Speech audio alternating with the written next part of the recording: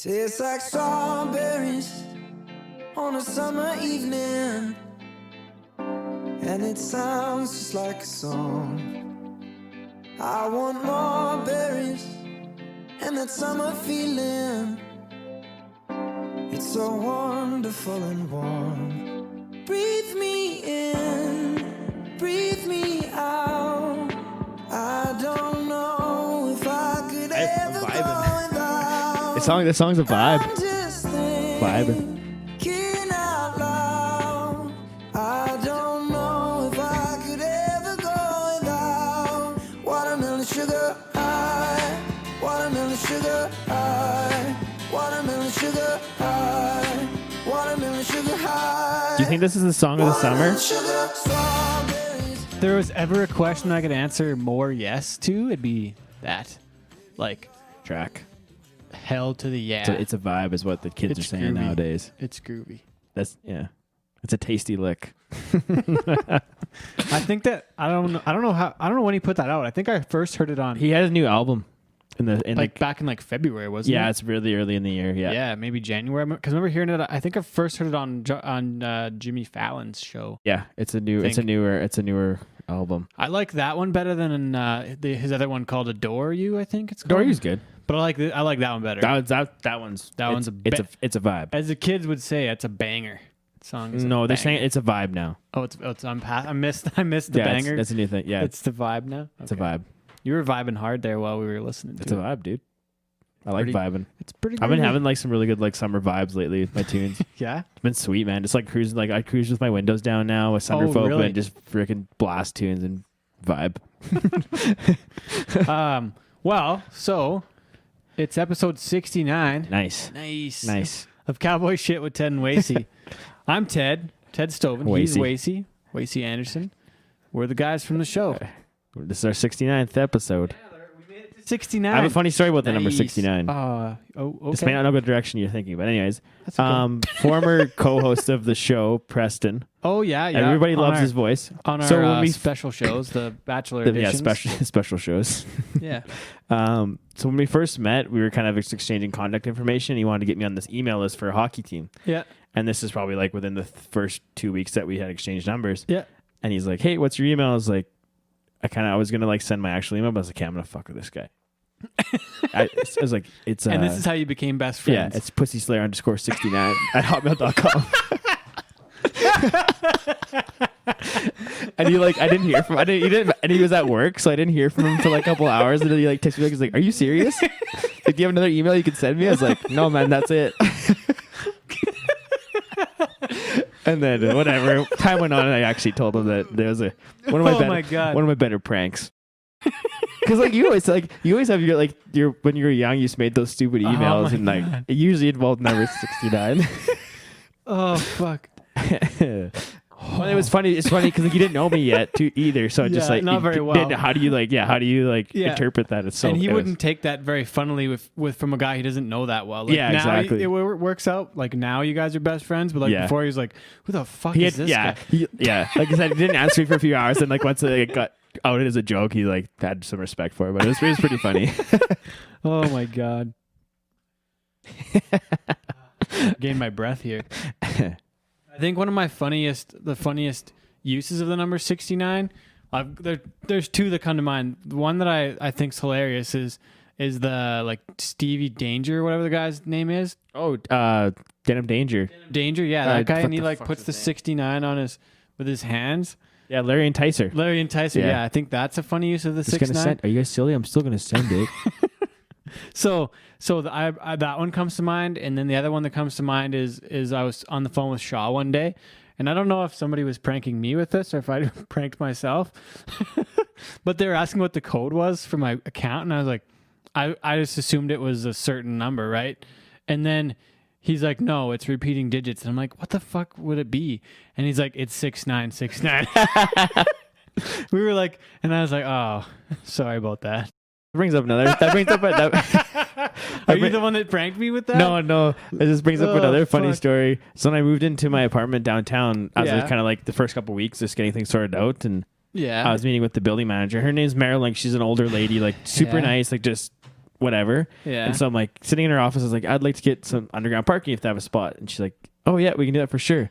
And she's like looking and she's like, looks like we have spot number 69 open for you. Like, would that be okay? And I'm just like, that's perfect. So now my parking spot 69. Oh, really? Yeah. Good times. Oh my gosh.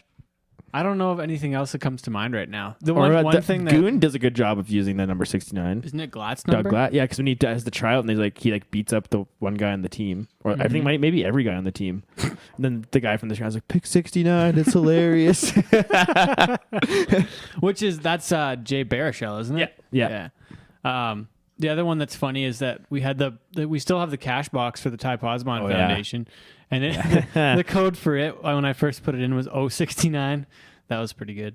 And then I thought somebody else had to use it, and I felt embarrassed by telling them that was the code, so I changed it quick to something else. Got scared of it. I I think it's 079 I can't now. pass this away. You don't tell people the code for the cash box on the podcast. Take it. Now I gotta change it again. Hey, stealing, Jeez. yeah, how they feel good stealing from a charity. People do that. How Scumbags. crappy is like it? the people taking the poppy boxes in November, like Remembrance Day? Like that's such garbage. People. Oh gosh. Okay, so that was good. So here we are. It's episode 69. Still COVID life. Yeah, big guest coming in. This is like month 4 of COVID, like 15th. Yeah, because basically hockey. Honestly, got shut down dude, the I don't 12th. even know what day it is ever. I'm just kind of living now. We're kind of past the COVID part. We're just kind of like, yeah, we'll just wash our hands some more and be a little careful. But so in saying that, then what's the one like COVID regulation that's been instilled you hope sticks around once things kind of get back to quote unquote normal? I've never been much of a rules guy, but I do like my space. So I'm okay with having some more space once in a while. And some people from flying, I think that's okay too. So we have a little less flights, or maybe can be more space on flights. I'm willing to pay more to have more space on a flight, maybe. So I don't know. What about you? I've enjoyed like the social distancing, like in stores, like not having people breathing down your neck and stuff. And even like a lot of the bars that I've been to, like them at 50% is fine with me. Like going to one night stands or Rosencrown, like I know it's probably not as good for the business, but as a consumer, it's like you're not packed in like on sardines. Like so, like one night stand still seems like it's full at 50% or whatever they have it at. Like, I don't know. And even like I was up at Kraft at their new 300 person patio they built, and it was at 50% capacity. It's still super full. To me, like imagining like trying to imagine 300 people up there is hard at this point. So yeah, something like that. I hope that sticks around. What's been your best purchase of the COVID? Well, I'm COVID sure as life? most people in my close circle know, it's my bike. It's my I've bike. been riding the hell out of that. It's been good actually. Gonna go on a big bike trip. I guess it'll be over by the time this comes out, but going out to Kelowna to do some biking and stuff. So it's been sweet, man. It's super fun. Like that's the most money I've ever spent on a pedal bike in my life. But thanks Trudeau. A Serb bike. But I've gotten like the amount of money worth of entertainment in it. Like I took it out on Sunday, went for a rip in Bragg Creek, and even like living in Calgary, I have so much access to good mountain biking. Like I can rip out to West Bragg or Moose Mountain, 45, 50 minutes. And it's a good way to get outside. Bike. What about your worst purchase? Well, again, as some of you may know, I was on track for TikTok fame. Yeah. So it's kind of when I was still like cooped up and I didn't really have anything else to do. This is actually before I got my bike. I ended up purchasing a ring light off Amazon. Like that's like what the girls like on Instagram use. Well, right? honestly though, like if you're doing any type of like video with your front facing camera, you should have a ring light. The lighting's way better. Storm, do you have a ring light? But you should. But Buy like Wacey's. it's actually it's crazy how much of a difference it makes. Really? Yeah, and even like taking photos, it really helps too. Like it's legit. Really? But I mostly bought it as a phone holder because it's hard like being on your own trying to film TikToks. Yeah. So that's at this very point in my life, it's the worst. But maybe down the road I could find some use for it. But I don't see myself making any TikToks soon. Kind of sad because I have a lot of ideas. But anyways, I don't want to go into that. Fair enough. How about you, man? What's your favorite COVID purchase? Mine, I would have to say it's probably gonna be the Xbox. It's been like kind of a nice world to get into during the COVID since I've been home. Gaming's so fun, man. I've enjoyed like you said, I enjoy the social aspect of it. Yeah. I always thought you were full of shit when you said that, but it's kind of It's legit, yeah, for sure, man. And it's like I've had a lot of catching up to do. Mm-hmm. Well, it's fun. It's just like, yeah, something that because you were really reluctant into getting into it. Oh man, I had no fucking clue how to do that stuff at all. So I've enjoyed that. I also bought a nice knife from Knifeware. That's been cool. I wonder when I'll reach the point in my life where I'm pumped about buying a knife. We also did some masterclass. We did masterclass. That's been kind of cool. There's been a lot of good stuff on there. Yeah, that's pretty cool. And then the worst one would probably be a couple Game Boy games I bought. I spent like $20 and bought some old Game Boy games because Are they even good games? was cleaning out my stuff and found them. Yeah, I found like one of the Super Mario Bros. And like, yeah, those Game Boy novelties wear off real fast. oh man, those games kind of suck now. Yeah. So well, after you rip some COD or something, you the good graphics it's just now. not even It's a battle. not even close. So, I guess we're gonna call it off on the top end of the show here. But this would have been the wrap up show for the Calgary Stampede, but it was canceled. So. That sucks. That sucks. But another going in before our interview here for the show. It's once again we got a great guest coming up, but just gonna send this one out. One of the greatest composers of all time in the music business, and Morricone. Gonna finish it off here before he passed away. Yeah. Okay. This is one of his creations, The Good, the Bad, and the Ugly. Okay. Yeah, and he passed away this last week. Okay. So that's gonna feel like a dickhead, but that's fine. What? I feel like a dickhead now, but that's You fine. do? Yeah, You because I'm didn't gonna know chirp you about playing composer music. This is some of the greatest songs of all time, right? This one, The Ecstasy of Gold, he's got a lot of pretty incredible pieces of music. In your opinion, I wouldn't agree that they're the greatest songs of all time. Well, I mean, you wouldn't say greatest songs, but like some of the most iconic movie. Okay, I can deal with that. That's legit. That's like it's iconic. It's like the Imperial March in Star Wars. That's like some. This one's really cool. The Ecstasy of Gold. We use this one at events, the Metallica version that they covered.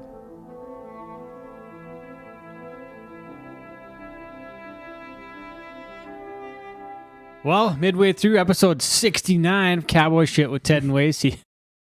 Are you going to laugh every time I say that, you think? How can you not? 69. Nice. We're grown men. So, it's episode 69, and our guest today is a 4-time PBR World Finals Qualifier, 2015 PBR Canadian Champion, former Canadian Finals Rodeo Aggregate Champion. He's got 3 event wins on the PBR's elite level, more than anyone else in Canadian history. Has the top finish ever by a Canadian in the PBR's world standings. In 2015, he was number 8 in the world. And in 2019, he transitioned his career from riding the bull to fighting the bull and was selected to the 2019 Canadian PBR Finals from Prince Albert, Saskatchewan, Tanner Byrne. Damn. There's the sheepdogs for Tanner. Yeah, just sending it into 69. It didn't hit the right time though. I was waiting for. It was supposed to say Tanner Byrne, then feeling good. Tanner Byrne. I thought that was pretty good. I thought that was a pretty good intro, kid. What a good job. Knocking away at him. Thanks. That was flattering. Yeah. Thought you'd appreciate that. Like a short novel of a intro. I pretty much made that up. Short story. I made that up exactly before I called you. That was the hold up, Tanner. So sorry. I had to write your bio. That's great fun. Just doing your research. I know how it goes. Yeah, man. So here we are. It's the global pandemic. How you doing? What's going on? Yeah, I'm good, man. Global pandemic. The whole world seems to be completely upside down, but we're rolling on and getting by, doing what it takes. Been staying busy at home, ranching and putting up some fence and just doing a whole bunch of different stuff that keeps the guy busy that usually doesn't have time to do when he's on the trail or gone, to bull runs all the time or rodeos. So I got lots done around the house and been spending tons of time with my little ones, my 2 little girls. So that's been really great because I got a 1-year-old and a 4-year-old, Layla and Ruby, and they seem to change every day. So that's been nice to get to be a part of that 24/7. And just rolling along, man. Just living life, trying to ride out the tidal wave that's kind of hit us all. Well, and this kind of scenarios let you invest some more time into the bucking bull side of things for you. Why don't you talk about the Flying 4 bucking bulls a little bit? Yeah, that's another thing. I guess I forgot. We've been busy, obviously working a lot with the bulls, and it's kind of terrible. You know, obviously it's terrible for everybody right now, but got probably one of the best pen of bulls that we've ever had in the history of our history. You know, with depth that was ready to hit the trail this year, and you know, with the ABBI Classic competitions and futurity competitions. I had a bunch of really, really good ones that I had high hopes for this year. That, you know, it's kind of they're only 4-year-olds and 2-year-olds once. So if you don't get to compete with them that year, you kind of, you know, totally lose their earning years. So that's kind of the downside, but it's been good, you know, getting everything tuned up and getting lots of trips on stuff at home. There's lots of young guys around here. Once it opened up, you could have, you know, at least 10 people, and everything kind of relaxed a little bit with the amount of people that could be around. We've had some bucking sessions, and you know, we've been making some different videos and promo stuff for some riders and for bulls and bullfighters, and yeah, just trying to, you know, kind of think outside the box on, you know, there's nothing really that's normal anymore, so kind of do what's not normal, and see if there's a way to keep things going and get some momentum back, and, you know, make sure everybody's ready to roll once it's time to go again. Well, have you guys dabbled in any of those video futurities yet, or is that kind of something you're looking forward to, maybe? Or yeah, definitely, it's cool. Like, I mean, that's a good way I feel like to go about it, because it kind of opens the field for everybody. You could have anybody across Canada. You know, if the event's in Calgary, you're not going to get somebody from, say, Manitoba, or people got bulls out in Ontario and stuff like that. You're not going to haul them bulls all across the country to try to go. And it kind of, I think if it would catch on, it opens up to everybody just being able to do it in their backyard, and you get a lot more entries and a lot more prize money, I think, in the mix of it. And there's some guys that worry about, like, they could, you know, do the cheating side of it, like buck your bull more than once until he's good, or, you know, stuff like that. But in my opinion, I mean, you know, if you're bucking your dummy futurity bull more than once in a day, you're probably just going to wreck him anyway, you know. So do whatever you want. Just, you know, I don't think there is a way to cheat or do anything bad with that way of doing it. But we entered the one, we placed in it that James Foley put on, and then the second one, entries were the week of, and we had a ton of rain, and my pen gets really mucky, so we didn't enter that one. But yeah, no, I'm open to trying to win money every chance I get, and that seems to be the only way to do it with the bulls right now. So I'm all for it. Well, one thing you got on the go is bull riding coming up on the 16th at the house there, the day after the show's coming out. The one thing that has been keeping me really busy right now, and has been just planning this bull riding and trying to follow all the guidelines and regulations that are set out by our governments, and you know, and just trying to make sure that I'm doing it right, and making sure that it's right for the riders and for everybody involved. And, you know, obviously everybody's safety is first and foremost. So that's kind of what's been going into what I'm doing. I got a little bull riding pen right in my house here. We got the Flying Four bucking bulls, so I kind of got everything the guy needs to put on events, and this time off has gave me a chance to kind of just take that to the next level and go out there and see if there's some companies interested in you know, checking it out, and doing kind of just a corporate executive event for, you know, selling some VIP tables, you know, kind of like a Calgary convention rodeo type of thing. So bringing in, that's how I can raise some prize money for the riders, so that, you know, you get some good riders out that are wanting to come and win money right now, and get the bulls bucked, and, you know, kind of a win-win for everybody involved, in my opinion, whether it be sponsors or riders or contractors or bullfighters. You know, everybody kind of needs a job right now, and if I can get her to roll it, I think it could be a good deal for everybody involved. So it's been fun. It's kind of like planning the Ty Posbon Foundation banquet there last year. There's a lot of work that goes into, you know, as you guys know, right? It goes into planning an event. It doesn't just happen overnight. So tons of work, but I think it's going to be a pretty cool deal for everybody involved.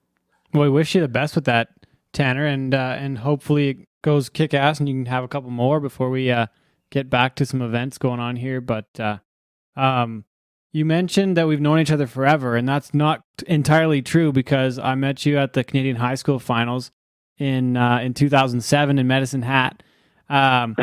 The first night, you stomped it was like some tiny little bull, wasn't it? That was like 3 feet off the ground, and you just, it was the first time I met they all Tanner. look small when I Yeah, they're all small back then for Tanner. Yeah. Yeah, forever for Tanner, they're all small. But I remember that. I remember you were there, and I think you rode some bull, and you spurred him down for like 80. That was the first time I really met you in person because I'd seen you before because you were a year or two younger than me, and you won Calgary in the steer riding in like 05 or 6.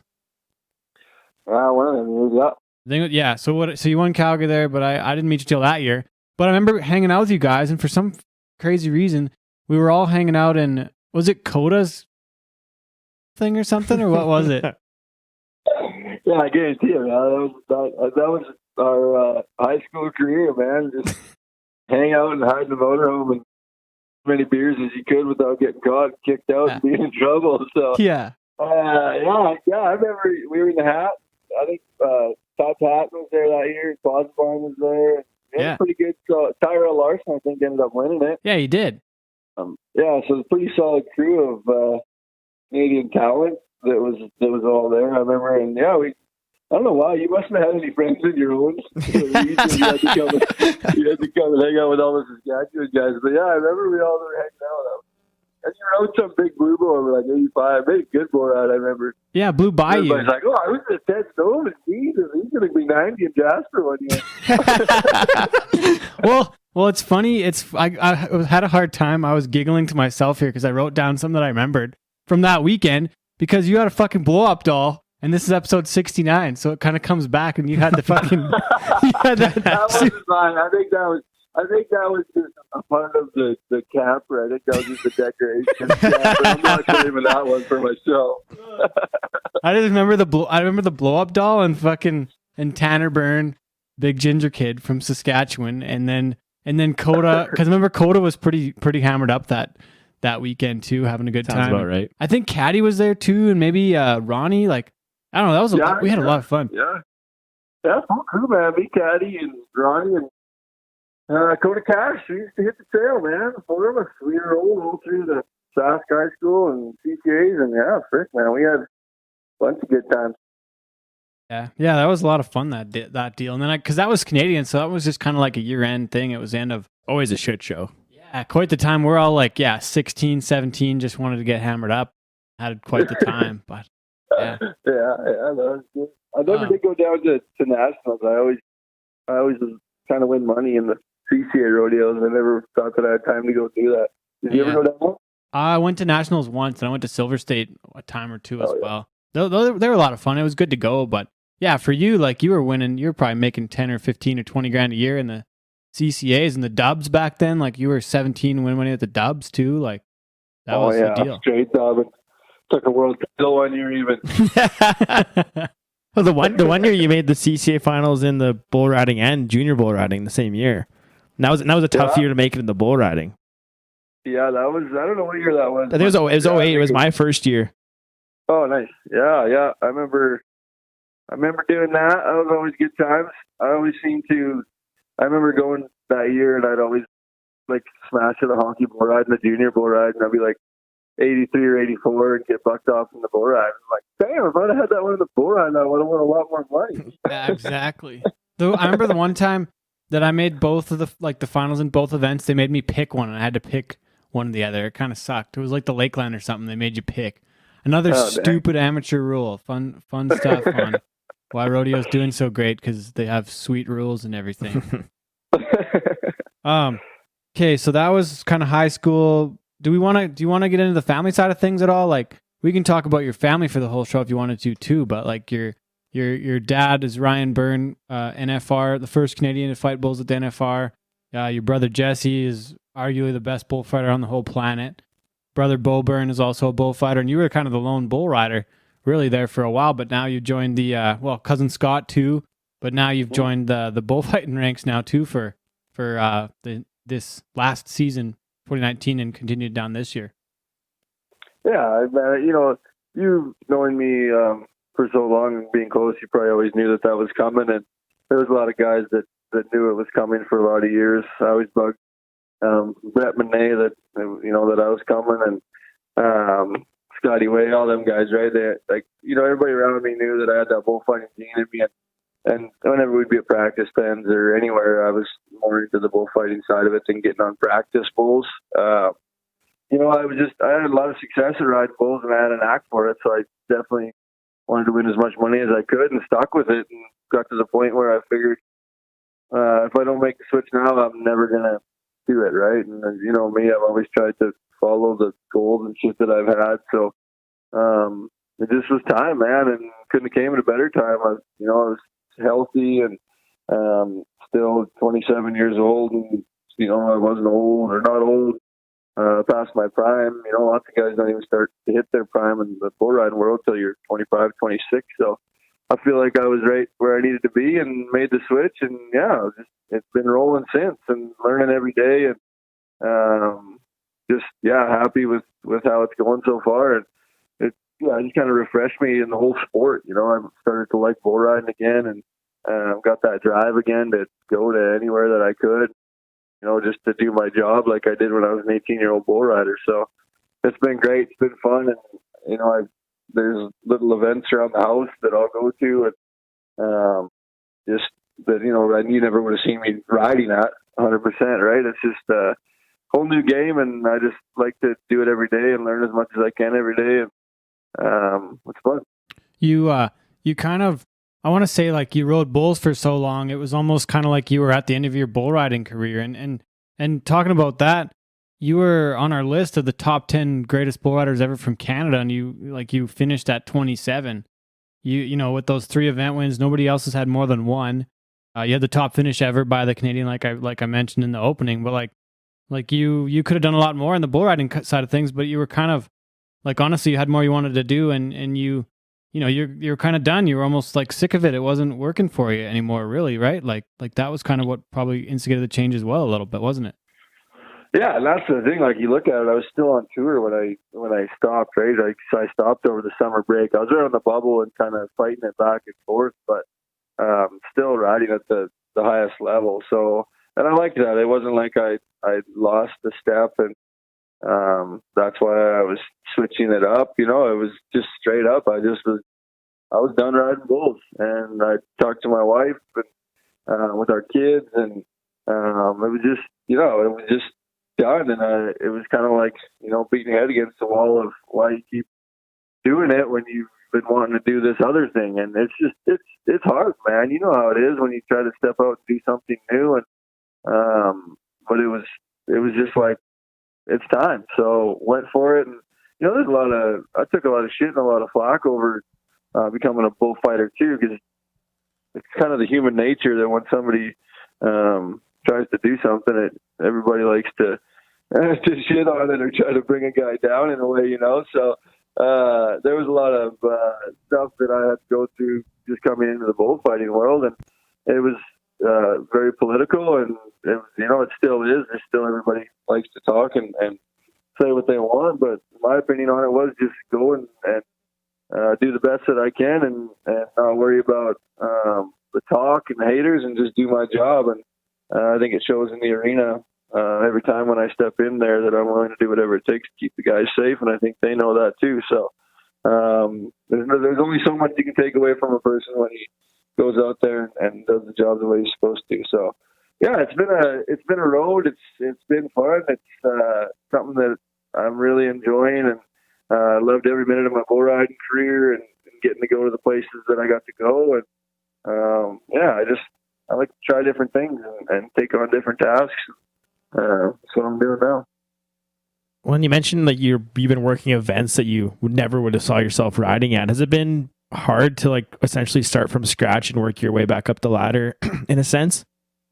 Yeah, definitely. I mean, I never thought I'd be competing or doing a job in Whitewood, Saskatchewan, again at the CCA rodeo, going from New York City or AT&T Stadium. There's nothing against anything or any place like that. It's just, when you're in a certain part of your career and you worked your way to get to the highest level, it's just like hockey or any other sport, right? You just keep working your way up, and that's what I did. But I loved every minute of going to. I went to some CCRs last year. I went to Whitewood, Weyburn, and a couple other ones. And if I didn't love what I was doing, it probably wouldn't have been as much fun. But man, I loved it. I had tons of fun and just no pressure, just learning and doing my job and slowing it down. And I think it really helped me to be able to then go back to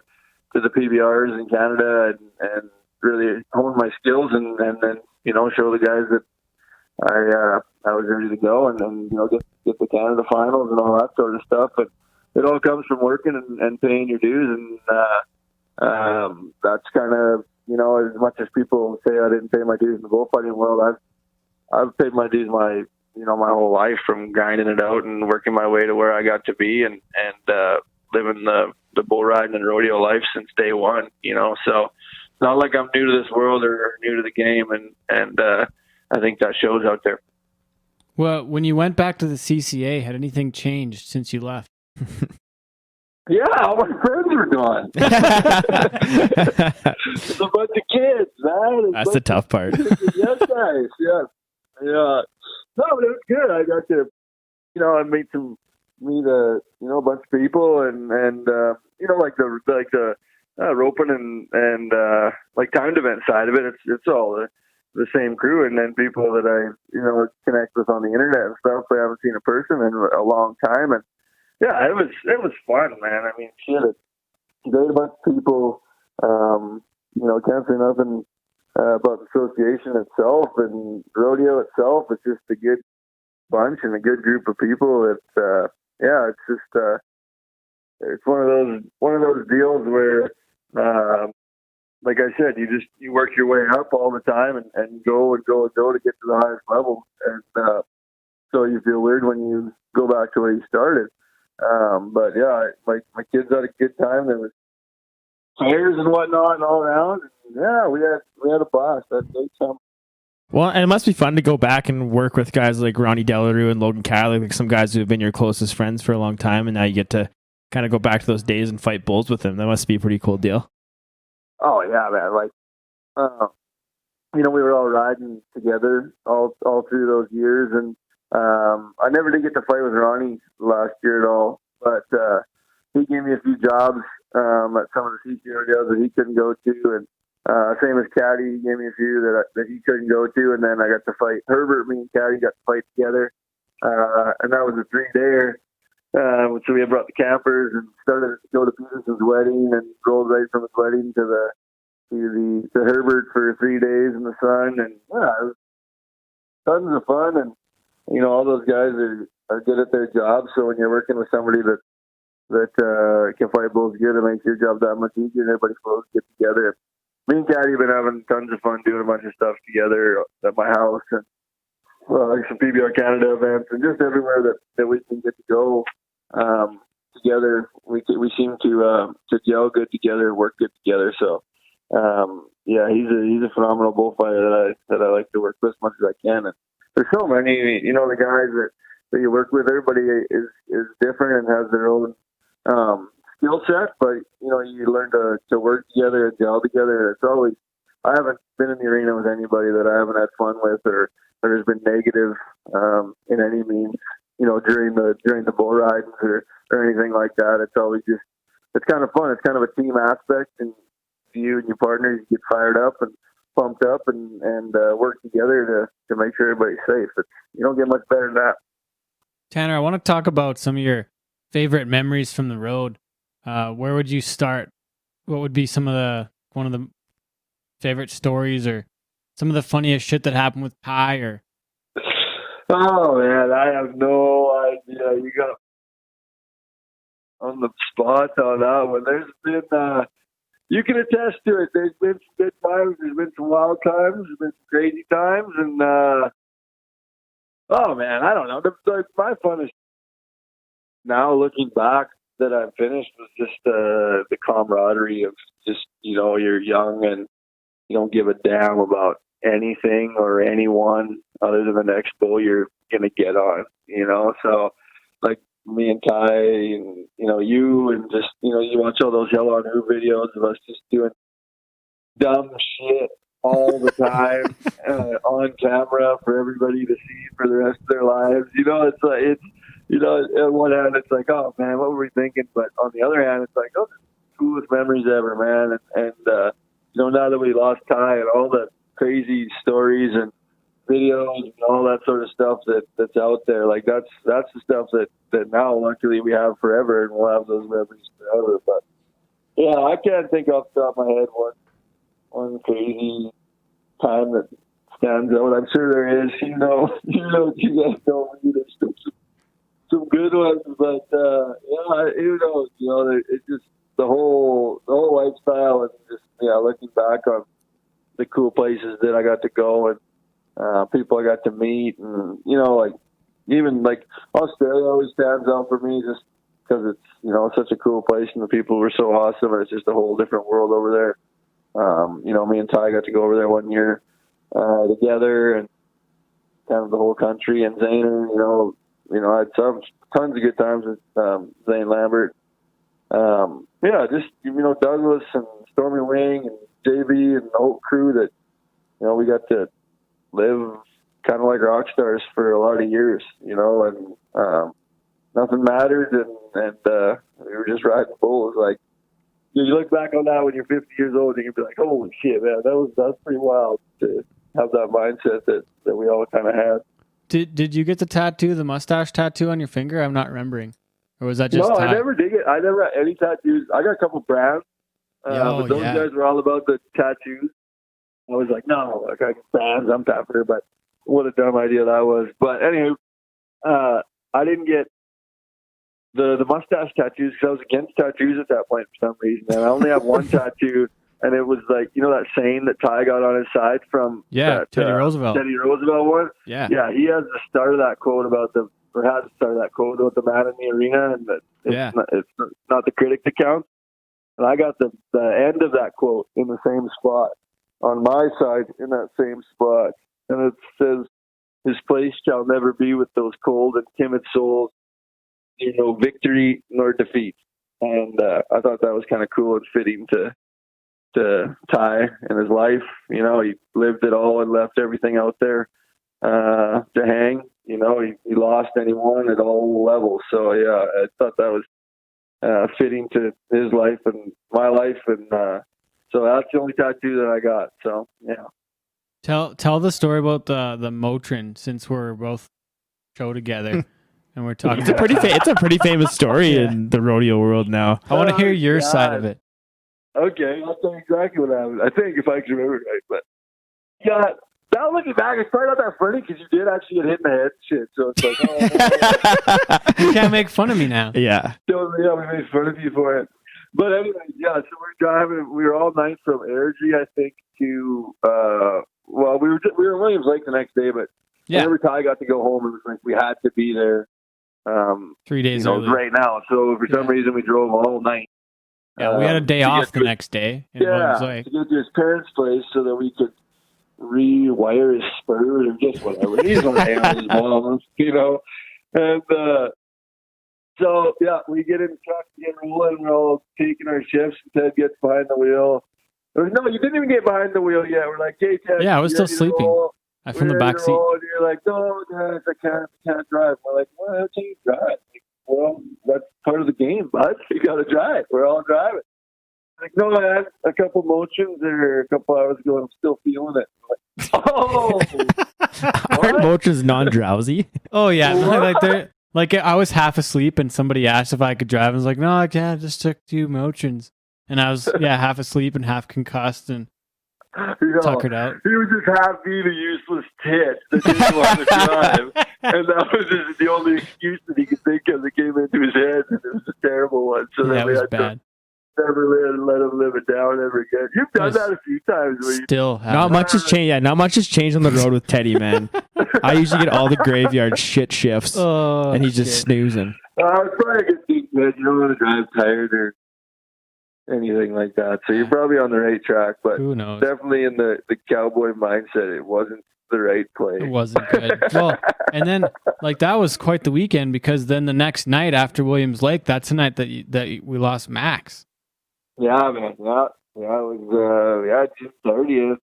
That was the next day, and then we got the call that plane had went down up north, and we lost Mac, Wade, Cam, and Danny. And you were right there for all that. Just crazy, sad, terrible, life-changing time for everyone involved. Myself, it was quite the time. But I could go in for people that don't know, I guess Cam and Wade Cooper, Max Cooney, who's my brother-in-law, Rusty and Sharon Cooney's son, and Daddy Mantica, who is married to my wife Megan, Megan's cousin. So all in the family right there, and Wade and Rusty Cooney were best friends. So they went on a fishing trip up in northern Saskatchewan, and on the way home, their plane crashed and they all passed away. So I was right on that June 30th on that Ponoka weekend. Rusty was out in Ponoka. I was in Williams Lake, and the next days following were unreal, and I flew home fast as I could. Everybody else got home, and we all kind of hunkered in, and that time of my life really it changed everything for me. It changed my whole aspect, and I think that's kind of when your heart grows 10 sizes, and you realize that you're not just the only one that matters in the world. In your own head as a young bull rider, really opened it up that there's a lot bigger things in the world than worrying about getting bucked off a bull or a bad day, or it just gave me the total aspect that it can all be taken away from me in an instant, and try to just live every day to the fullest and go at it as best as you can. And so you see the Max Power sticker that I've worn on me, ever since that day, and that's in memory of Max. And he was 15 years old, and just a great kid with a big, huge heart and drive and desire to do whatever he wanted. And that was all taken away from him and from his family, and it's just a heart-wrenching story that we've all used to now grow, and I became very, very close with Rusty and Sharon, and obviously my wife Megan and Allie and the whole Clooney clan, and we all kind of leaned on each other, and still definitely struggle with it every day, but definitely have each other and know that we got each other's backs through thick and thin. Did it having that happen at all? Did it change anything when Ty passed away? Just like you're already down and you got kicked again. How did you deal with that? Yeah, it's just a crazy world, and losing, Ty at that point, it really messed with me. I'll tell you that, because he was traveling with us when we got the news of that Max had passed away, and then when he came back up to PA and seen Rusty and Megan and everybody for the first time, he couldn't handle it. It was just, how does he deal with this? How is this gonna happen? And totally out of his element, and just like we all are. But I remember it affecting him, and so when he took his own life, that was kind of why, when I was like, well, what's it? It doesn't make sense, because I know how much he's seen everybody hurt, and I could think of his mom, and he knew he would know how much it hurt them, and it just kind of another piece of the puzzle and evidence that his mind wasn't working right, and there was something going on in there deeper than anybody knew, just from knowing him and knowing his heart and how that would affect everybody, and seeing it firsthand with Max and everything. So that part of it really messed with me, and there's so many aspects of it that mess with me still to this day, and there's not a day or a minute really that goes by anymore that I don't think about Ty or Max or any of them. But I think with Ty, my way of coping with it was through the foundation and trying to keep his honor alive and make it a better sport and a better Western lifestyle, a better world for everybody else. That seeing what he had to go through and not wanting that to happen to other people and to not have anywhere to turn to and just feel like they're fighting it alone. That was my way of dealing with it, was just to put my head down and try to get to work and do the best I could for others and in Ty's honor, because I know that that's what he would have wanted and wished for, and and Luke and Leanne, how much we love them, and just try to turn a negative into a positive the best that we could. Well, it's pretty remarkable what the foundation has become in such a short amount of time. The changes brought along, like you mentioned, the event you planned last fall, and it turned out to be a smashing success. And just like I said, it kind of started that conversation that needed to happen within rodeo. For sure, and I've said in a few different interviews and whatnot of how the world was kind of changing at the time with football and hockey and concussion.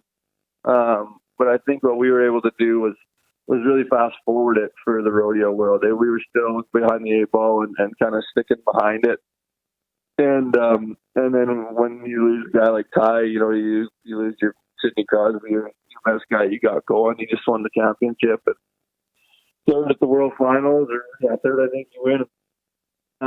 So yeah, it was like, if this can happen to him, this can happen to any one of us. So let's get our heads screwed on straight and really think about this and understand the effects that they have, that concussions have, and mental health and mental illness.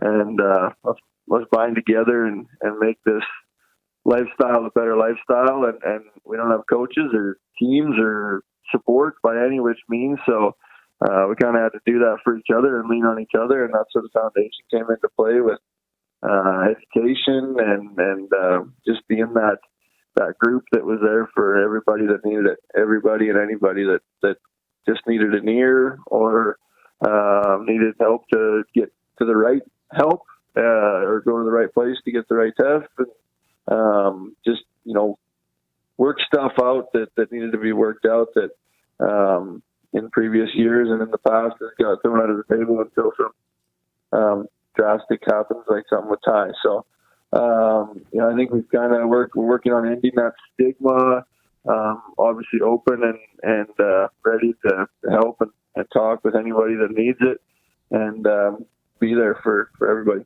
What do you think has been the biggest win for the foundation so far since it began? I think just like it's not one win; it's all the wins. Hundreds and hundreds of people that quietly have came forward and got help without anybody knowing or having to share with the rest of the world what's happened. They couldn't tell you the amount of people that have came in and just reached out and realized that they were going through what Ty was going through and were able to get the help that was needed and go on to live long and successful lives that they might not have been able to do if what happened to Ty didn't happen. So I think it's as well as for Luke and Leanne, seeing the results and the people, and it's every few days you'll see a post on the internet of somebody thanking the foundation or the Western Sports Foundation for the help that they were too nervous to get, and when they finally got it, it changed their lives.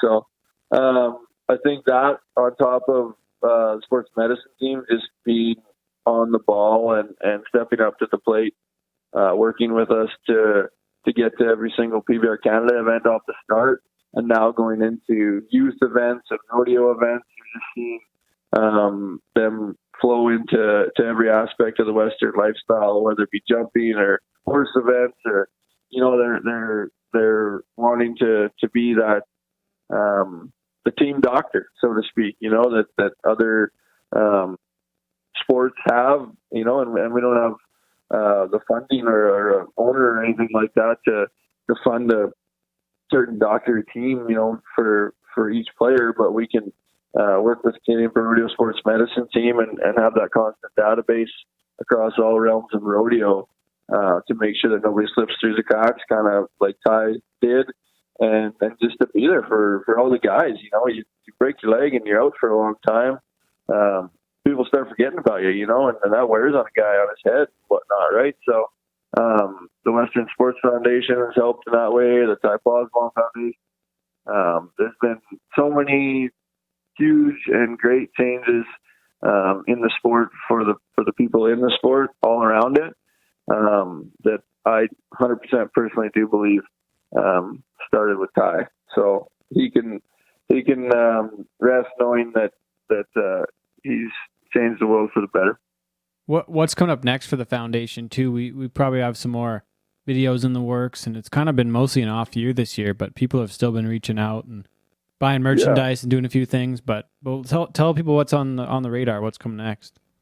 Yeah, obviously our merchandise, still rolling heavily with that. I got a bunch of cool T-shirts and hats and stickers and decals and all sorts of stuff like that. And we're working towards more videos, more educational videos that are coming out. Everything right now is so hard to work around because there's nobody in office or working normal hours are able to do the things that we normally can get done. So, and I think that's just kind of all over the world. But working on those videos. There'll be a few more of those coming out. It'll be a 10-part series, so we're getting into those a little bit more. And the sports medicine team and Brandon Tomei and Tori and Blaine Bug, the whole crew, they've all been really working to get the right people involved with those and make sure that those videos are the best for everybody to see and learn from.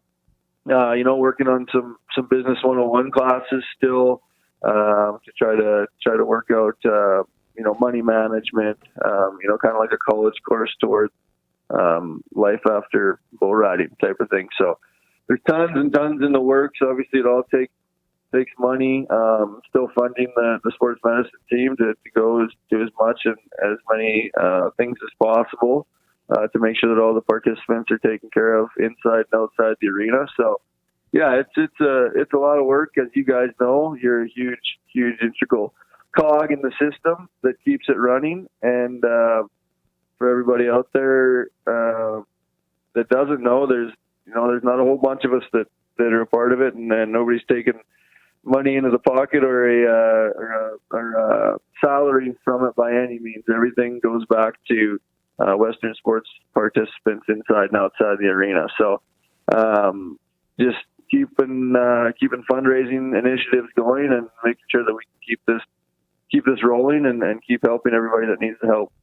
So hopefully the event again in the fall before the finals too in Saskatoon. Hopefully we can still do that and just keep it rolling. Yeah, so that was our first year of the Ty Posbon Foundation Sportsman's Banquet. And brought in Curtis Lasician came and donated his time and told his story and had a big supper and sold tables and had a great night with Scott Byrne as the MC and just an all-around great crew there to make sure that the night was a success, and had a live auction, silent auction. We were able to raise a bunch of money, and looking at it now, a really good thing that we were able to pull that off and have it be successful, right, for how slow everything's been this year and tough things have been this year. But yeah, we're rolling and we still have the support and people getting the merch and still, every day working towards taking care of the guys inside and outside the arena. So still rolling, still working hard and making sure everybody's good. You got lots on the go too, Tanner. Like besides these events you're working on and bullfighting, you're also now working as an agent for a few different guys with Jason with 3D bull riding. Yeah, that's been a fun one, and Jason kind of came to me after I was done riding, and he's a busy guy, and he's big into the NHL with all of his hockey players, and he's been with Zane and Aaron and a few guys for forever, and we had a little conversation, and with what I was able to do through my career on my own of the endorsement deals and sponsorship that I had. He just kind of came to me and figured that it might be a good idea to try to take that over and help some of these guys that need the help, that are, you know, very successful guys that maybe just don't know how to go about getting endorsements and sponsors, and that's so huge, right? Is helping you get down the road and having success. Is you need that income to keep you afloat. So yeah, I figured, you know, I kind of know the game. I know lots of people in the game, and it's something that always intrigued me. So yeah, I wanted another way to help out, you know, guys that are close to me with some of the knowledge that I have. So I got a good group of guys that I represent, and, you know, Zane Lambert, Jake Gardner, Brock Radford, Lonnie West, Jordan Hansen, Jared Parsonage, Zeke Thurston. Jason's got all the rights.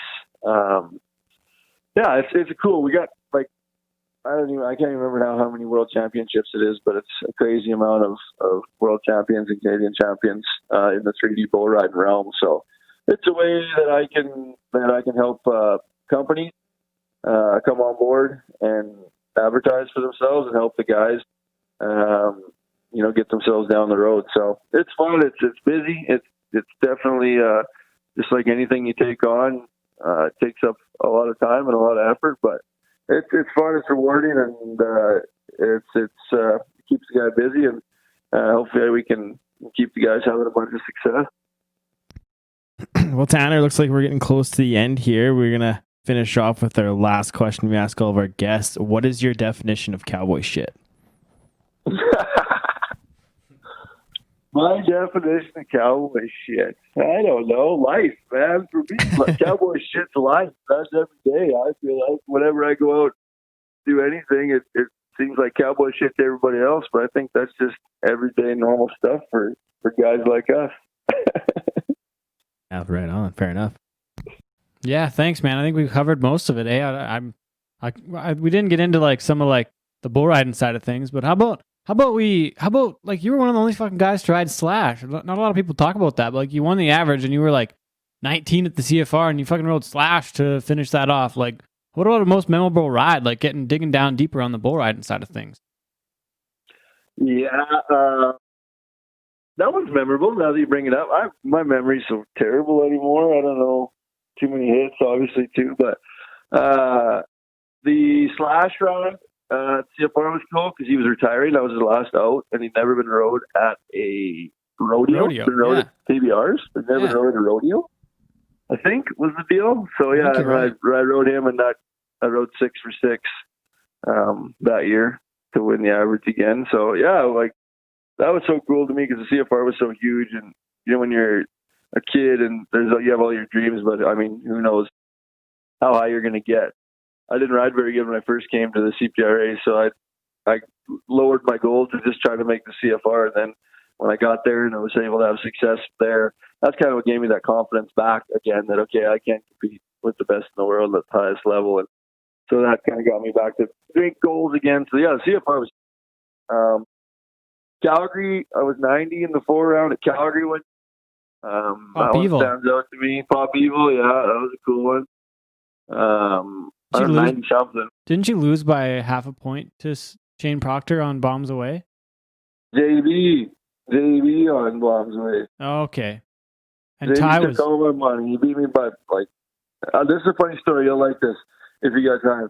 But the 4 round that year was me, JB, JW Harris, and Pozabot. And we all 4 of us rode. JB won it. I went second. I don't think anybody was less than 88. And I think J-Dub was 3rd, and then Posy was 4th. But we were all amped up, me and Ty. And we were like kids, 19-ish or something. Didn't really know JB or JW at that time. So we're sitting in the room, and we're like, with our back numbers. And me and Ty are like, let's get all 4 of us to sign them. You know, let's go ask JB and JW to sign our back numbers for us. And so I signed my own, he signs his own. We pass them to each other. We each sign each other's. And then both of us were too nervous to ask JV or JW to sign our back numbers. So all we did was just sign each other's.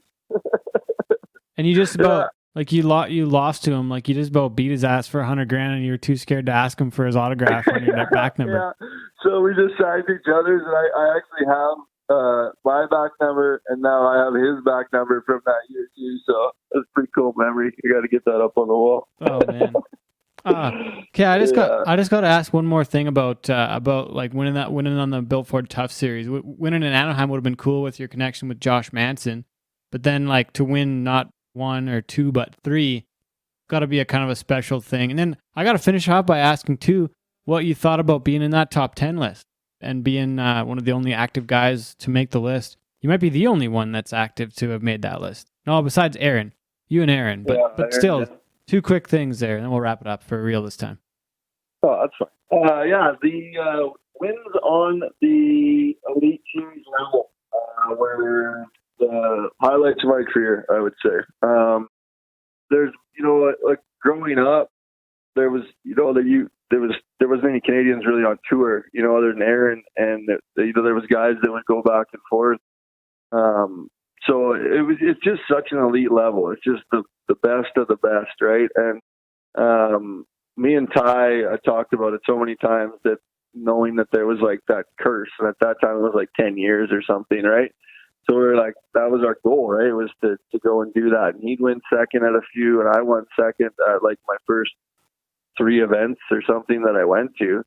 And so that gave me some confidence. But then, it took like so long, and it's hard up there. It's hard to explain, but it's like you kind of just get in a routine, and it's such a high level that you're kind of like, you're okay with top 5s and, top 10s and stuff like that. Right. So, it was just something that we all wanted to do. And then finally Anaheim, and just everything kind of came together. I didn't have a bunch of like I'd have times where I was, 88 and 88 and not win, 3 in a row.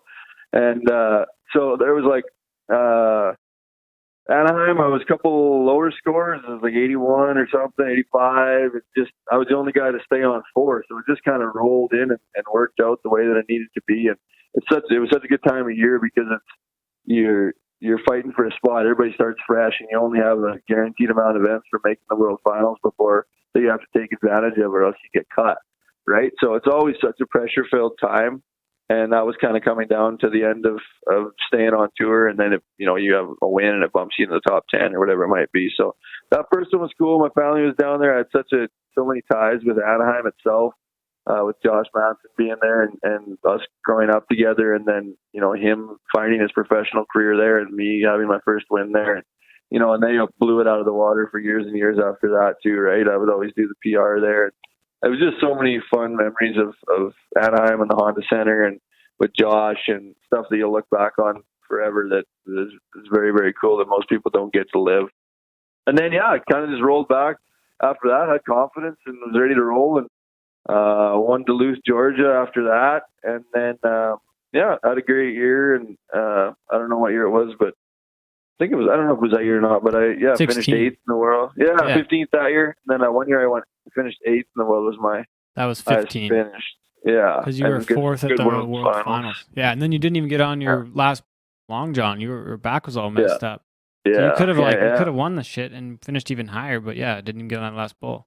Yeah, that's pretty cool. And then the win in St. Louis was so easy because it was after all my injuries and after losing Ty, and your mind is so gone, and I didn't even know if I could ride at that level, let alone win with the shape that my body was in at the time, and just struggling, and for me, like after Ty died, it was so hard to even hang my rope up in the locker room, nothing felt the same, right? So St. Louis, I'd flown right from Hawaii. I was on a trip with my family, flew overnight, no sleep, no nothing, rolled in there, rode, get a call that my grandpa had passed away, try to go get some sleep. The next perf is at 1 in the afternoon the next day, roll back into that.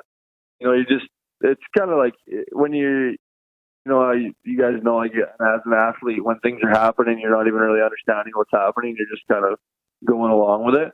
And that was definitely like one of those times that look back and it's like, holy man, that's pretty wild. I don't even know how that all kind of played out. But yeah, I got the win there, and one same, right? I had lost all my sponsors at that time and was cut from tour, and that got me right back on tour, got me back up into the top whatever, 15 or something like that. I got some sponsors back and set me up for another year or so on tour again. So yeah, those wins, I hold those higher than a Canadian championship. I hold those at the highest level of what I was able to accomplish in my career, just because you didn't beat 20 guys or 30 guys in Canada. You beat everybody in the world that day, that weekend. Everybody in the whole entire world. That's the highest level of the sport, right? So for that, that's always debatable by anybody's means, but I always just had the goals and wanted to not be the best Canadian. I wanted to be the best bull rider in the world, right? So always was just trying to go big and win at those highest levels. So when you have goals like that and you're able to accomplish them, it's just such a great feeling that I'll have forever. Well, and then just making that list too, just to finish. Yeah, exactly. And that's the thing, right? Like, a guy could, I don't know, it kind of always goes back to big fish in a small pond or small fish in a big pond, in my opinion. And there was many, many days where I was the tiniest fish in that big pond and terrified of the bulls and the guys I was riding against, and felt like I was out of my element. And I just worked and worked and worked until I found success and didn't give up, and was able to be one of the best bull riders in the world for a few years. So making that list, and I totally agreed with your list on the world stage. That's a total different element than the Canadian stage, in my opinion. And anybody that's rode down there or competed down there, I think would agree with it, right? So it's just such a bigger pool, and it's not just a certain amount of people, it's everybody in the whole entire world. So I think if you're going to be the best or claim to be the best, you better do it against everybody in the world. Well, and what some folks might not realize or might not understand the gravity of it, but it's fucking lonely out there when you're on your own down there every weekend. You got to fly through the airports. Like, it's a fucking grind to go and do that, isn't it? Like, it's a real job. Man, you're on your own, and that it's like, oh, you're riding at the highest level, and it's like, well, you're not making a bunch of money, unless you're in the top 5 or you got some good sponsors, or you're winning every weekend like a JB or Jess Lockwood, but yeah, it's a grind, man, and it's hard to do that. And I'd leave on a Thursday and be home on a Monday or Tuesday, and I'm flying all across North America. It's tiring. It wears you out. You're on the best bulls every weekend, so you're not just, if you get one road, you're not just through a nice one. You have to ride your ass off to get something rode. So it's just like anything, in my opinion. It's like hockey, football, any other sport. You try to work your way up the ways, the levels of the sport, and to me, that's where I always wanted to be, was at the highest level, right? And same with Jordan Hansen, going to the NFR, like that's huge. That is, Dakota Butter, same thing. World Finals, like those guys can now look back and say they went for it. They did everything they could, and when their careers are over, they'll know that they went and did it and tried. And even guys that don't make it, at least that make the finals or anything like that, at least they went and tried. But I'd rather be able to sit back and say I tried, I gave it everything I had and went for it, instead of saying, oh yeah, I could have done that, I just didn't want to go that hard, I had other stuff to do. And that's chicken shit, if you ask me. I mean, if you really thought you could do that, you could have, or you should have, So that was everybody that I looked up to, and that was just my goals, and that's why I went and did it. And I'm definitely proud of it. Other people probably have different goals, but I'm proud of it because that's what I set out to do, and I was able to do that, right? Other than win a world title or a world finals championship, I succeeded in all of the goals that I have competing at the highest level. So I had tons of fun, and super proud of my bull riding career, and always happy that I always let it all hang out there every chance that I have. Thanks for doing this, Tanner. This was awesome. That was awesome. Good chatting with you, Tanner. Yeah, sounds good, guys. Thanks for having me. Hey, no worries. We'll catch up again soon. Have fun at the bull riding tomorrow night, technically, when the show comes out. Dang right, we'll send it. Okay, Tanner. Thanks, buddy. All right, see you guys.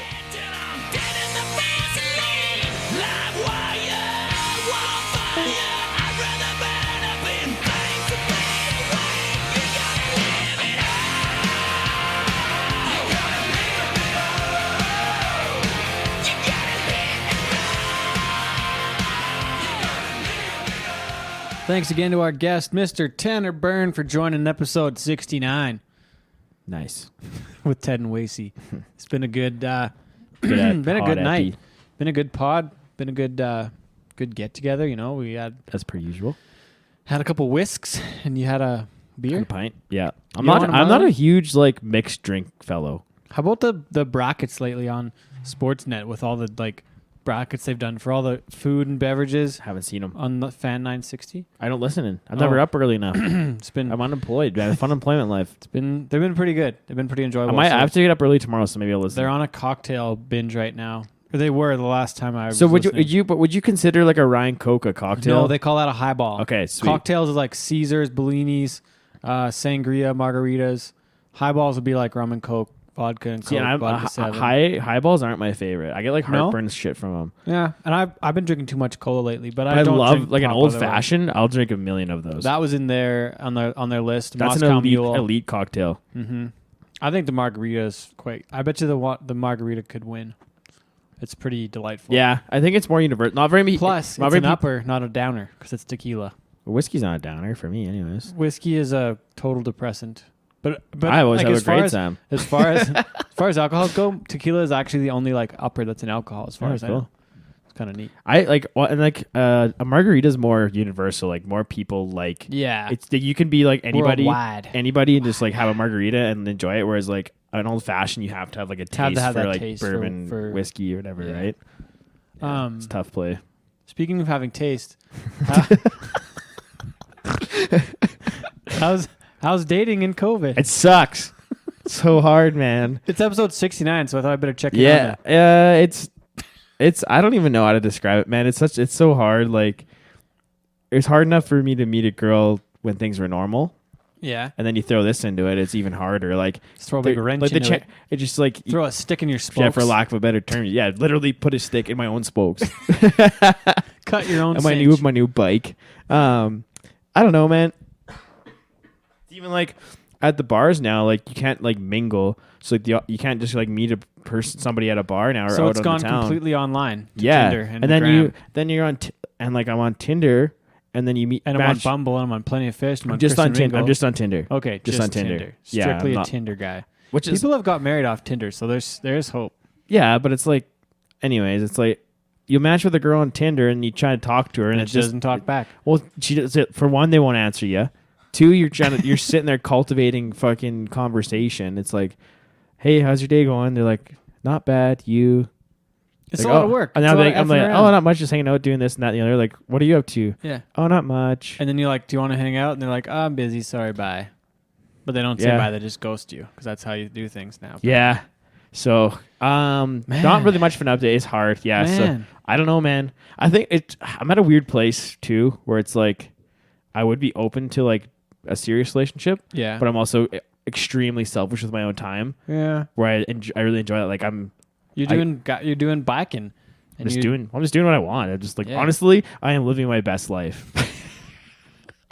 Man, this is like, this is the fourth year we've done podcasts in now, like 17, 18, 19, 20. Yeah. And I think that's one of the few times I've heard you use that phrase. But I am, dude. Man, I get up in the morning. I At the crack of 10. get the crack at 9:36. But actually, I'm usually up by like 8:30 and I lay around till like 9:30. Anyways, Yeah. whatever. Checking out the gram. socials and stuff. But Mhm. but like I don't know, man. I go on hikes. I go ride my bike. I exercise. I get to play hockey now. Play sports. Yeah, it's nice to be back to playing hockey. You got a couple skates in. Yeah, my knee feels Nice really to get good. back. So I'm laughing, dude. It's pretty sweet. I play Call of Duty with my friends. It just Yeah. It's kind of like a nice way because like heading into my last semester of school, like it's kind of my summer of freedom before I have to like get to get a real job. Get to the real world. Yeah. Gotta pay off all those student loans. Yeah, exactly. So yeah. No, it's good, man. So, but the dating side is really hard. Not much to report. Nothing to report. Okay. She's pretty dry. Okay. Unfortunately. So if you're on Tinder, if you're one of those girls on Tinder, my DMs are open. His on DMs Instagram. are open. And if you're already talking to him, please don't ghost him. Just give him a chance. If you see him in real life, give me a smooch. You might surprise him. So Stampede was canceled. What did you miss most about No Stampede? The dating life around Stampede? The vibes. Going back to our vibe. It's just like it's like one of those things, especially now, like living in Calgary for as long as I have now. Yeah. Just like how the whole city just buys into it. Like everybody and their freaking dog is like wearing a cowboy hat and it's cool. It's like the whole downtown, like it's pretty busy as it is, but it just comes alive. Like there's tents everywhere, there's breakfast, like people are having a good time. Like I think it's so cool is how like the Western way of life is at the forefront of everybody's mindset for 10 days straight. And the whole city. It's is super the premier cool. part of that. Yeah, hell yeah. It's centered around like the rodeo and the chuck wagons. Like it's super cool. It's the biggest events. For like a part-time rodeo fan or like a non-conventional rodeo fan, you have access to the best athletes in the world. You get to watch them all. You get to watch, and it would be like it's super cool. That's what I miss the most about it. Yeah, it makes me sad that way. Yeah, I was on the park there the day it would have kicked off when Felipe rode into town, which was cool to be there and see him do that and finish his journey. And I gotta say, the mayor made a horrible speech. He was terrible. Yeah, the fireworks show was legit though. Oh, I'm looking forward to the fireworks on Sunday. I forgot about that. That's gonna be you saw it on Friday. I'll give you guys a key. I'll leave you guys a key to my place. You guys can go watch from my balcony. We'll go check it out. Yeah, that'll be fun. So yeah, man, I miss the people, miss being around everybody. I'm really hoping that this shitstorm blows through so we can get back for next year. Because it was weird. It was eerie that it was just, there was a few of us there, but it was empty. And, it was kind of hot sitting in those seats at 1:30 when the rodeo was supposed to be kicking off. It was like, fuck, it's not a vibe. No, there's no vibes. Yeah. No vibes. So, I don't know, we won't go too far into that. But what we do have coming up for those that are still listening, it'll be top of the show once we get this thing rolling, which will be by the next show, which will be by episode 70. And we already have a guest lined up, I think, or we got a couple in the works, so we're cool. Got a few on the way, but anyways, we got some merch on the way for Cowboy Shit. Ooh, baby. Got 3 different and there's been hats, some people asking about merch. Oh, really? I don't know. I have some people, because like people have seen like our first round of shirts. Yeah. And they always ask me like, where can I get one? Where can I get one? Finally gave our editor, Sean Morton, his shirt yesterday when he came by. First time he had got one. My bad. Sorry, Sean. But anyways, it'll be in a few stores. It's going to be in Western Stockman and Lethbridge. You'll be able to find it online at CowboyShit.ca when the time comes. We're going to have hats, T-shirts, and hoodies? Hats, T-shirts, and sweaters. No hood. It's not a bunny hug. It's just a sweater. Okay. I like that. No hoods in this round, but we might do hoods down the road. We don't know. We're just doing, Well, a big shout out to Storm for doing some design work for us. Yeah, That's huge. She had a lady in Chicago build these first couple designs, and then for the hats, we just slapped a logo on a hat. I did that. I think it's cool because like thanks to Bill at Stormfront. That phrase, like people can like that's gonna do well. That phrase, just the cowboy shit. So. Like, yeah, I think it's gonna do well. We're getting it trademarked right now. Sick. Spending some money with the lawyers, getting that rolling. So that's kind of cool. Shit's happening. Yeah, we're just doing stuff, back rolling, selling some boots, selling some silver. You can get your 2020 Calgary Stampede buckle. It's a collector's item. They're at Lamley's. It is a collector's item. Check them out. They're almost sold out. If you don't have one yet. I don't know. Boots, Canada West Boots. Check us out. Brahma Boots, Morby. Got some good stuff. Check us out at your local retailer, CanadaWestBoots.com. I got nothing to sell. Yeah. Just my body. And with that, we'll wrap up episode 69. This has been Cowboy Shit with Ted Stovin. I'm Ted Stovin, and he's Wacey Anderson. Adios. It's been Cowboy Shit with Ted and Wacey, 69th show. Thanks for listening. We'll see you next time.